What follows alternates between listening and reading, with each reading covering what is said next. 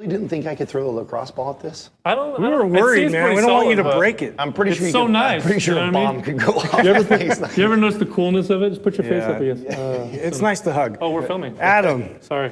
you've Hey, been everybody. working on your mobility. You've been progressing quite a bit with your squats. I've noticed great depth. I've noticed actually even the mechanics with the how you get down into your squat has changed significantly. What have you been doing? A lot of work, and there's been little things that, tiny little things that have really, really helped a lot.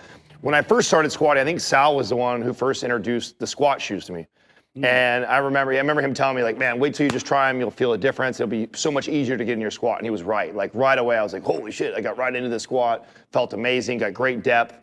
And one of the things about squat shoes is as much as they help me, I also know that they're a crutch, that because I need them in order to get there. And the reason why that is I have really long limbs and I have poor ankle mobility. And this is really common the taller you are. So if you're somebody who's really tall, hopefully these are some tips that'll help you out. So I really had to start addressing my ankle mobility. It's just not something we really focus that much on. It's kind of boring and tedious.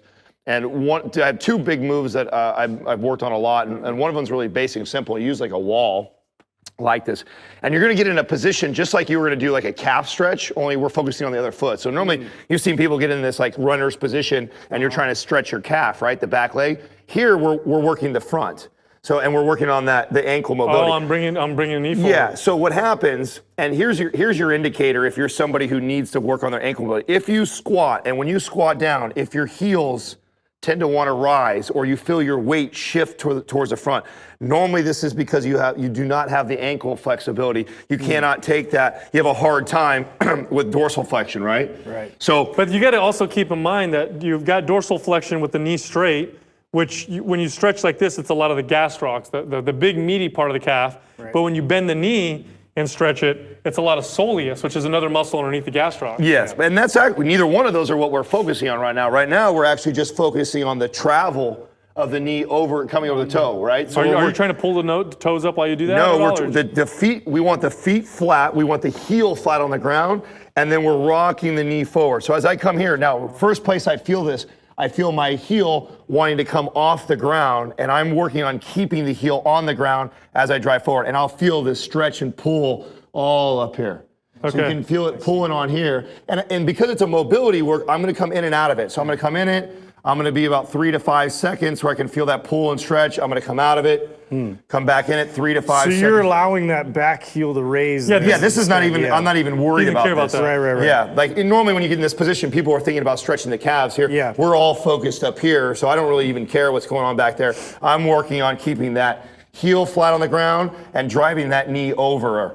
And I'm just stretching and working on that ankle mobility. Awesome. And this is in contrast to a lot of people's fears with coming forward with your knee knee coming. over, protruding over. But which, if you don't train your body to do that and you're staying in a fixed position, this is where we could get issues down the road. I'm glad you said that because this is one of the reasons why I wanted to share this, because forever, that was like something I always taught. It's ingrained in us as trainers. Knees behind the toes, knee behind the toes. And there is a healthy range that knee can actually exceed over the toe without it being stressful on the knees at all. And a lot of that has to do with the ankle mobility. If you have really good ankle mobility, you will be able to, that knee will be able to travel over the toe without any stress, because as you hinge back, the stress is still going back in the glutes. Where you start to get in trouble is when you start to feel the heel rise above the ground. And not only that, but keep in mind, if you never train in a range of motion, you lose mobility in that range of motion, you lose strength. And the joint moves that way for a reason. So, of course, you got to be smart about it. You guys are smart about training in that range of motion, but you should still work on that And mobility. there's ideal mechanics as far as when you're adding a lot of load and like certain exercises like the squat. Like you want to make sure your mechanics are great. But yeah, like training it and allowing like more strength and increasing that range of motion, that's always something too to consider. So this is what? So this two? was the next progression to that. I said So, number 2. Yeah, after I start off, He's in the number 2 position. I like I that. start off on the wall right there to kind of get the ankles warmed up a little bit. And then I'm going to come back down right here where I'm in the squatted position. Now, most of us, when we get in the squatted position, the heels are going to come right off the ground because you don't have that flexibility and ankle mobility already. Your sign that you need a lot of work here is to sit in this position is really uncomfortable. You'll feel your shins on fire. If your shins are on fire, you don't have a lot of mobility. Then you should be able to get to the position where you can actually rock back onto your heels and be fine. Most people that try and do this do this. Yeah, they can't balance. They fall backwards because they don't have the travel. They can't, their knee cannot go over there comfortably and sit because they don't have the ankle mobility. Right. So I'll act, and this is a very small movement, but I will get in this position and I'll actually just create these circles. And I want to do this because before I'm using something passive. I'm using leverage, I'm leaning into something, but now I'm going to control this. So I'm going to make these circles to the left. And every time, right now my shins are on fire because I'm trying to travel forward every time I come around. And then I'm going to reverse the circles the opposite direction.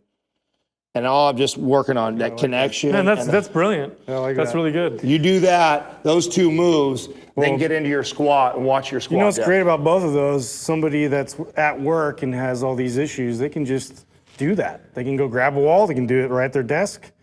And know, you talk name about it. this is what it's been the frequency. I'm doing this 2-3 times a day while I'm working, while I'm multitasking. When I'm in the middle of like, I've got a 1 to 2 minute wait between something else that I have to do or waiting on the phone call or something, I literally get over there, I stretch it out, or I just get down in that squatted position and I'm just working on those.